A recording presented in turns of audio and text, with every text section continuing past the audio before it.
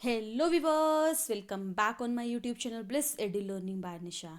आज हम इस वीडियो में अगेन इकोनॉमिक्स के मोस्ट इंपॉर्टेंट क्वेश्चन डिस्कस करने जा रहे हैं जो डिफरेंट डिफरेंट एग्जाम्स में प्रीवियस ईयर्स में पूछे जाते हैं, जैसे DSSS, KVS, NVS, TGT, PGT, UGC net, UP TGT, PGT, assistant professor या फिर अदर स्टेट एग्जाम जहाँ से आपसे इकोनॉमिक्स के क्वेश्चन पूछे जाते हैं।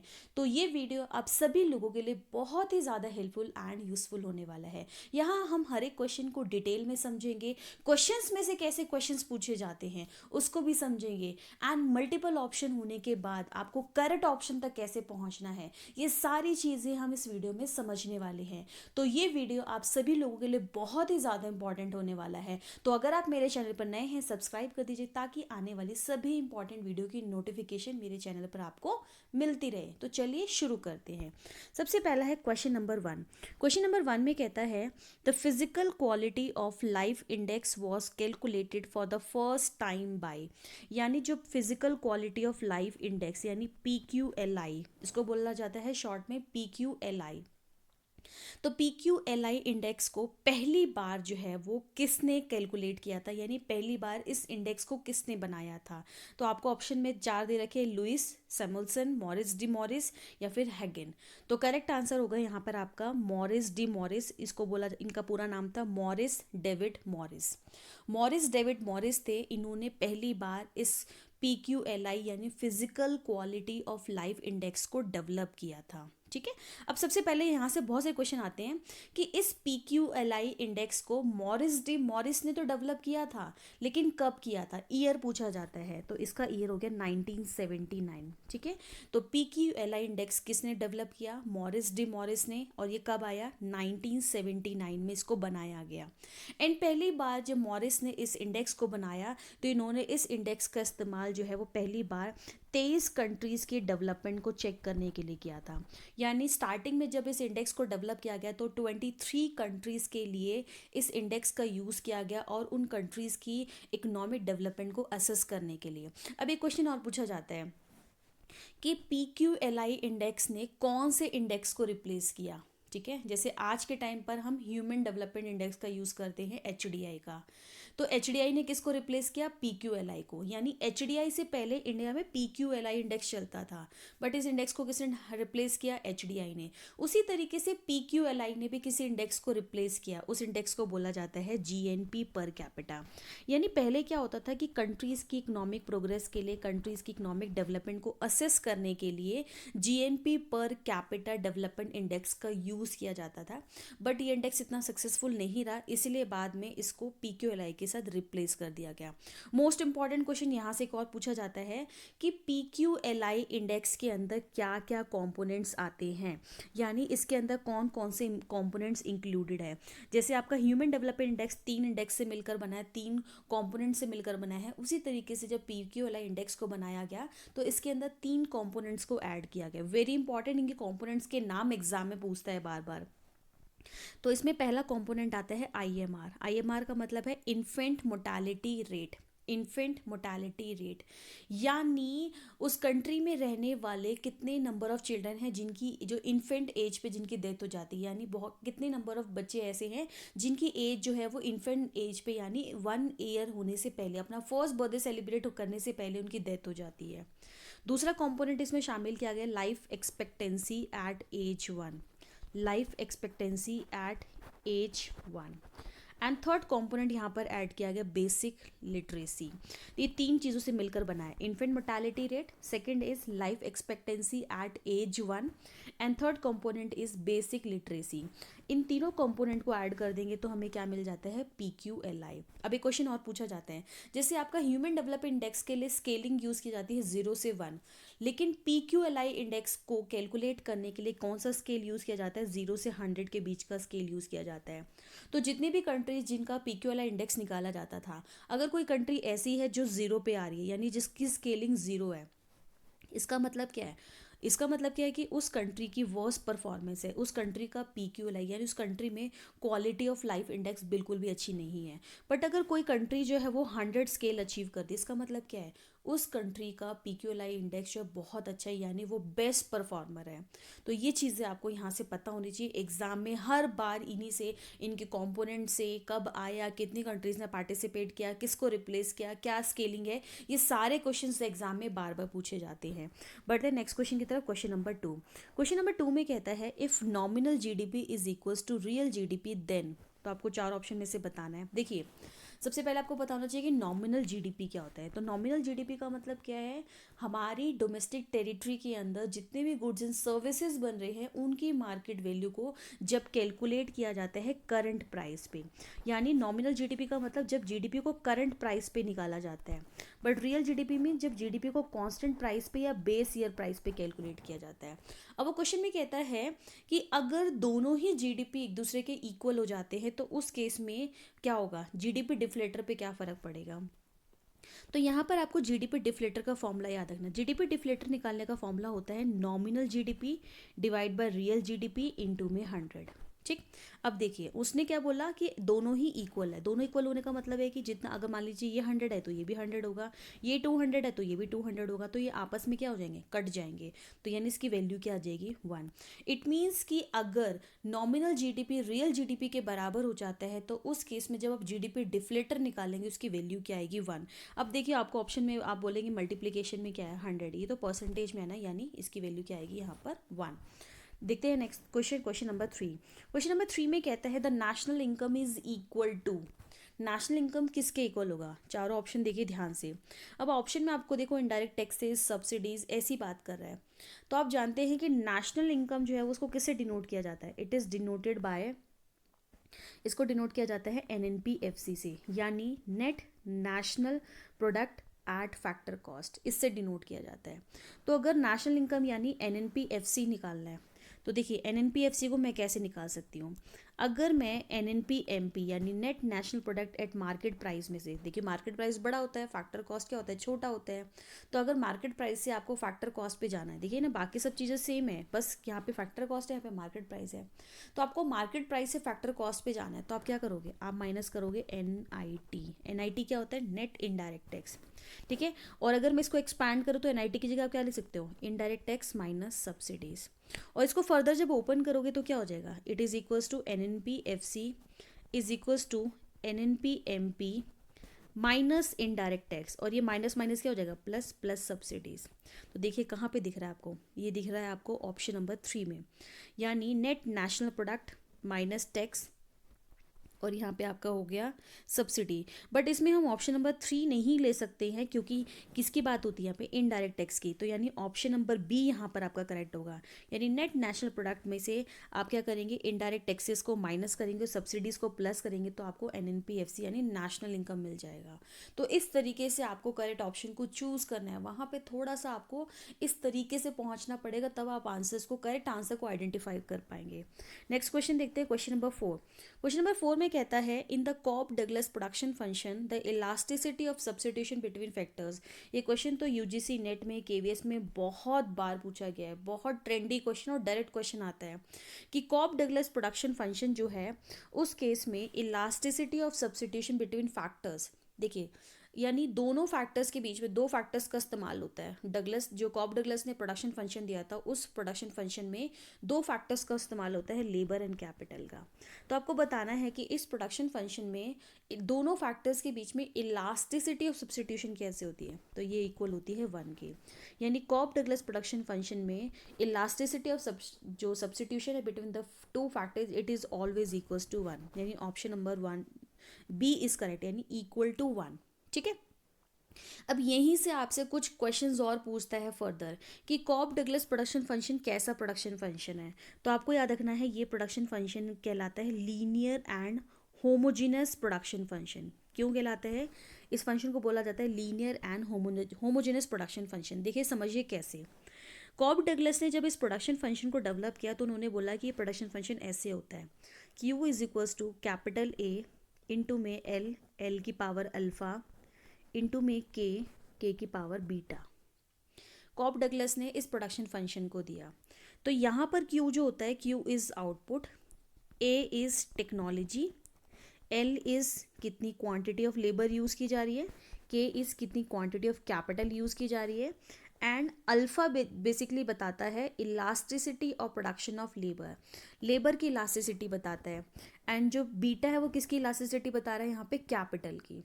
ठीक है, अब देखिए, तो यहाँ पर आपको ये भी पूछा जाता है कि कॉब डगलस प्रोडक्शन फंक्शन को कैसे डिनोट किया जाता है, तो आपको ये प्रोडक्शन फंक्शन आना चाहिए। It is always denoted by Q is equals to capital A into में एल, एल की पावर अल्फा इंटू में के की पावर बीटा। एंड साथ साथ ना आपसे ना ये भी पूछ लिया जाता है कि ए क्या होता है, यहाँ पे लेब एल क्या है, अल्फा क्या है, बीटा क्या है, ये सारी छोटी छोटी चीज़ें जो एग्जाम में पूछी जाती है। अब हमने बात करी कि जो कॉब डगलस प्रोडक्शन फंक्शन है वो कैसा फंक्शन है, linear and homogeneous production function है। यानी देखिए, ये इसकी पावर है अल्फा, ये इसकी पावर है बीटा। तो कॉब डगलस ने बोला कि इस प्रोडक्शन फंक्शन के अंदर इन दोनों पावर का सम क्या होता है, it is always equals to 1। यानी अल्फा प्लस बीटा हमेशा किसके इक्वल होता है, ये 1 के इक्वल होता है। इस वजह से ये प्रोडक्शन फंक्शन कैसे बनेगा, होमोजीनियस एंड लीनियर, ये कुछ इस तरीके से बनेगा। यहाँ पे आपका लेबर आ गया, यहाँ पे आपका कैपिटल आ गया। यानी इस प्रोडक्शन फंक्शन में जब वैल्यू पुट करेंगे ना, तो जो प्रोडक्शन फंक्शन बनेगा ये बिल्कुल कैसा बनेगा, लीनियर एंड स्ट्रेट लाइन बनेगा, इसलिए इसको लीनियर होमोजीनियस प्रोडक्शन फंक्शन भी बोला जाता है। तो ये क्वेश्चन जो है यहाँ से इस कॉब डगलस से पूछे जाते हैं, and Cobb Douglas most trendy question रहता है। यहाँ से 2 से 3 क्वेश्चन आपको हर एग्जाम में ज़रूर देखने को मिलेंगे। बढ़ते हैं नेक्स्ट क्वेश्चन की तरफ, क्वेश्चन नंबर 5। क्वेश्चन नंबर 5 में कहता है the market in which share price are going up, यानी मार्केट जहाँ पर शेयर प्राइस होती है वो लगातार बढ़ते रहते हैं, उसको क्या बोला जाता है। देखिए, फाइनेंशियल मार्केट में जनरली जैसे स्टॉक मार्केट हो गया, या बॉन्ड मार्केट है, रियल एस्टेट मार्केट है, करेंसी मार्केट है, बेसिकली फाइनेंशियल मार्केट है। जब इन मार्केट में हम एक्सपेक्ट करते हैं कि चीज़ों के प्राइजेस बढ़ रहे हैं या प्राइस लगातार बढ़ रहे हैं, समझ आ रहा है। देखिए, जब आपको लगता है कि स्टॉक मार्केट में जो रेट बढ़ रहे हैं, तो हम एक्सपेक्ट करते हैं कि आने वाले टाइम में भी मार्केट के प्राइस क्या होंगे, बढ़ेंगे। तो यानी जब फाइनेंशियल मार्केट में एक्सपेक्ट किया जाता है कि शेयर्स के प्राइस जो है वो बढ़ रहे हैं और आगे भी एक्सपेक्टेड है वो बढ़ते रहेंगे, तो उसको उस मार्केट को क्या बोला जाता है, उस मार्केट को बोला जाता है बुल मार्केट। Very important. लेकिन इससे इसका अपोजिट पूछ लिया जाए कि जब फाइनेंशियल मार्केट में प्राइस लगातार कम होता है और एक्सपेक्टेड होता है कि प्राइस और कम हो जाएंगे, तो इस टाइप की मार्केट को क्या बोला जाता है, बेयर मार्केट। तो ये आपको याद रखना है, डायरेक्ट क्वेश्चन यहाँ से एग्जाम में पूछा जाता है। Next question, question number 6। Question number 6 में कहता है a profit maximising firm will stop production in short run if prices. और ये क्वेश्चन ऐसा है जो केवीएस और एनवीएस में बहुत बार पूछा गया है। 2000 आप देखेंगे 16 के पेपर में, 2018 के पेपर में ये क्वेश्चन ज़रूर देखने को मिलेगा।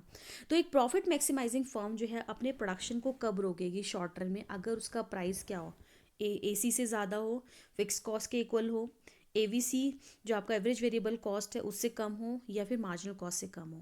तो देखिए, शॉर्ट रन में अगर प्रोड्यूसर प्रोडक्शन कर रहा है और शॉर्ट रन में अगर प्रोड्यूसर को लॉस भी हो रहा है, तो भी वो अपना प्रोडक्शन जारी रखेगा, अगर कम से कम वो अपना क्या कर रहा है, यानी कम से कम वो उस प्रोडक्ट के लिए वो प्राइस चार्ज कर रहा है जो एवरेज वेरिएबल कॉस्ट से ज़्यादा है। इसका मतलब समझिएगा ज़रा कि मान लीजिए प्रोड्यूसर है, प्रोड्यूसर प्रोडक्शन कर रहा है और प्रोडक्शन करने के लिए वो लेबर लगाता है, वेरिएबल यूज़ करता है, वेरिएबल पे खर्चा करता है। अगर उस प्रोडक्ट को बनाने में यानी पर यूनिट वेरिएबल कॉस्ट, उस एक प्रोडक्ट को बनाने में जो वेरिएबल कॉस्ट का खर्चा पड़ रहा है, लेबर पे खर्चा पड़ रहा है, अगर एटलीस्ट वो उतना प्राइस कवर कर लेता है, यानी एटलीस्ट अगर वो उतना प्राइस कवर कर पा रहा है, तो वो शॉर्ट रन में प्रोडक्शन जारी रखेगा। लेकिन अगर वो शॉर्ट रन में प्रोडक्शन कर रहा है और वो एवरेज वेरिएबल कॉस्ट भी कवर नहीं कर पा रहा, यानी वो इतना खर्चा भी नहीं निकाल पा रहा, यानी जो एक्सपेंसेस वो लेबर पे कर रहा है, वेरिएबल कॉस्ट पे कर रहा है, अगर वो पर यूनिट पे भी वो खर्चा नहीं कलेक्ट कर पा रहा, उस केस में वो बहुत ज़्यादा लॉस फेस करेगा, एंड ऐसे में वो अपने प्रोडक्शन को रोक देगा। ठीक है, तो उसने यही बोला कि एक प्रॉफिट मैक्सिमाइजिंग फर्म अपना प्रोडक्शन शॉर्ट रन में कब रोकेगी, जब प्राइस जो है वो एवरेज वेरिएबल कॉस्ट से क्या होंगे, कम होंगे। यानी ऑप्शन नंबर सी जो यहाँ पे हो गया आपका करेक्ट हो गया। नेक्स्ट क्वेश्चन देखते हैं, क्वेश्चन नंबर 7। क्वेश्चन नंबर 7 में कहता है parallel economy refers to, parallel economy हम किसको बोलते हैं, तो याद रखिएगा जो पैरेलल इकोनॉमी होती है उस इकोनॉमी को पैरेलल इकोनॉमी बोला जाता है, जहाँ पर जो ब्लैक इकोनॉमी कहलाती है, यानी वो इकोनॉमी जहाँ पर ब्लैक मनी का यूज़ ज़्यादा होता है, ऐसी इकोनॉमी जहाँ पर लोग जो है वो टैक्स पे नहीं करते, टैक्स अवॉइडेंस का काम करते हैं, यानी नॉन पेमेंट टैक्स पेमेंट नहीं करते और उनके पास इनकम आती जा रही है, अनअकाउंटेड मनी बहुत ज़्यादा है, वो मनी कहलाती है पैरेलल इकोनॉमी। तो पैरेलल इकोनॉमी यानी कौन सी इकोनॉमी होगी, करेक्ट आंसर आपको कहाँ मिल रहा है, economy run by black economy, यानी ऐसी इकोनॉमी जो ब्लैक इकोनॉमी है जहाँ पे अनअकाउंटेड मनी ज़्यादा है। और ऑब्वियसली जो इकोनॉमी ब्लैक इकोनॉमी होगी जहाँ पे अनअकाउंटेड पैसा ज़्यादा होगा, लोगों के पास पैसा आ रहा है, लोग अर्न कर रहे हैं बट उस पर टैक्स पे नहीं कर रहे हैं, तो ऐसी इकोनॉमी का नेगेटिव इम्पैक्ट पड़ता है हमारे उस कंट्री के पूरे इकोनॉमिक सिस्टम पे। पूरा इकोनॉमिक सिस्टम अच्छे से काम नहीं कर पाएगा। ठीक है, बढ़ते हैं नेक्स्ट क्वेश्चन की तरफ। Question number 8।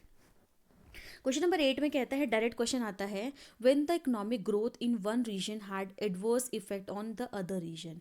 यानी जब एक रीजन में इकोनॉमिक ग्रोथ होती है लेकिन उसका नेगेटिव या फिर अपोजिट एडवर्स इफेक्ट पड़ता है दूसरे रीजन पे, तो इस टाइप का इफेक्ट क्या कहलाता है? ऑब्वियसली अगर एक कंट्री, एक रीजन ग्रो कर रहा है बट उसकी वजह से दूसरे रीजन को नुकसान हो रहा है, तो ऐसे इफेक्ट को बोला जाता है बैक वॉश इफेक्ट। क्या बोला जाता है? Back wash effect. यहीं से क्वेश्चन आता है कि बैक इफ वॉश इफेक्ट का कॉन्सेप्ट किसने दिया?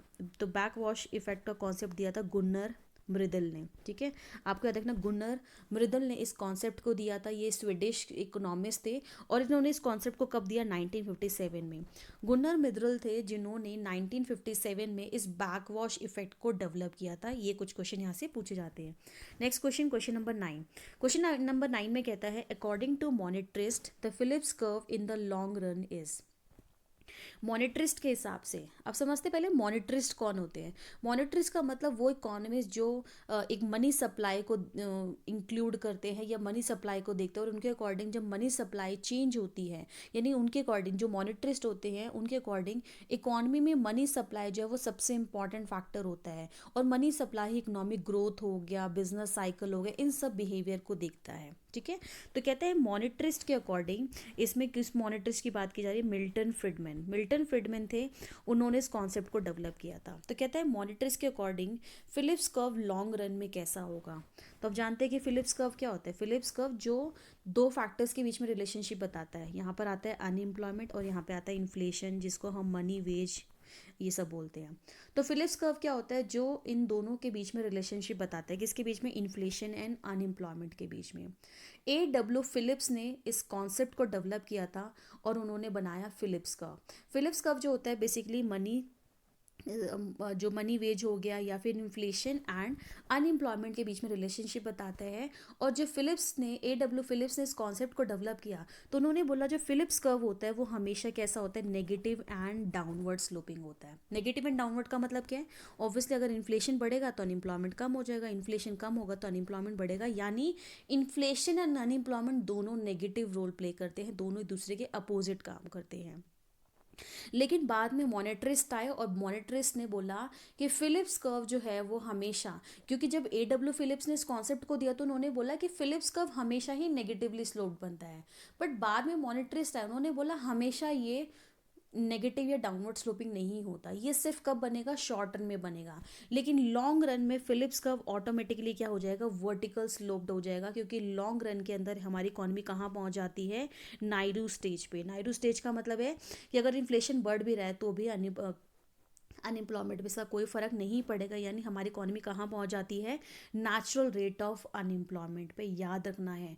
यानी अगर उसने पूछा फिलिप्स कर्व कैसा बनता है हमेशा शॉर्ट रन में, या फिलिप्स कर्व कैसा होता है, तो नेगेटिवली स्लोप्ड। बट उन्होंने मॉनेटरिस्ट के पॉइंट ऑफ व्यू से पूछा, तब उस केस में फिलिप्स कर्व कैसा हो जाएगा? Vertical sloped and parallel to Y axis. Very important, बहुत बार क्वेश्चन पूछा जाता है। Next question is question number 10। Question number 10 में कहता है, the concept of vicious circle of poverty is related to. जो vicious circle of poverty concept है ये किससे रिलेटेड है? तो ध्यान रखना कि विशियस सर्कल ऑफ पॉवर्टी जो है इस कॉन्सेप्ट को दिया था रेगनार नर्क्स ने। Option number B is correct. इनका पूरा नाम था रेगनार नर्क्स। रेगनार नर्क्स ने विशियस सर्कल ऑफ पॉवर्टी के कॉन्सेप्ट को दिया और यहीं से क्वेश्चन पूछा जाता है कि इनके according vicious circle of poverty क्या थी।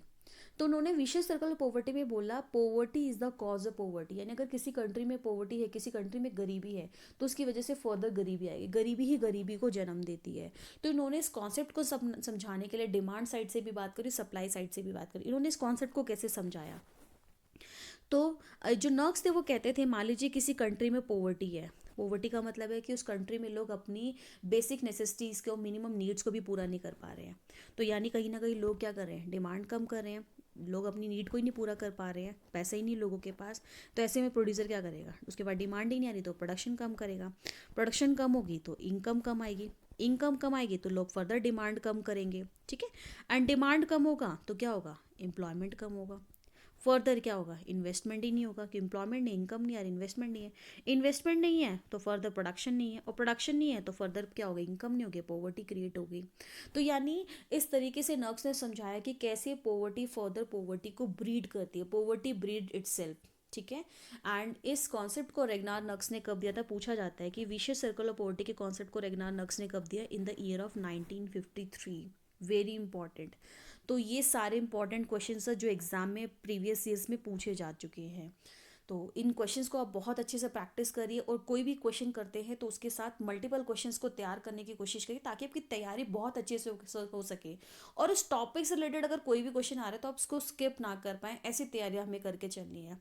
तो आई होप आपको वीडियो पसंद आई होगी। So do like share and subscribe my channel, and also press the bell icon button to get the notification of all my upcoming videos. Thanks for watching. Jai Hind, जय भारत।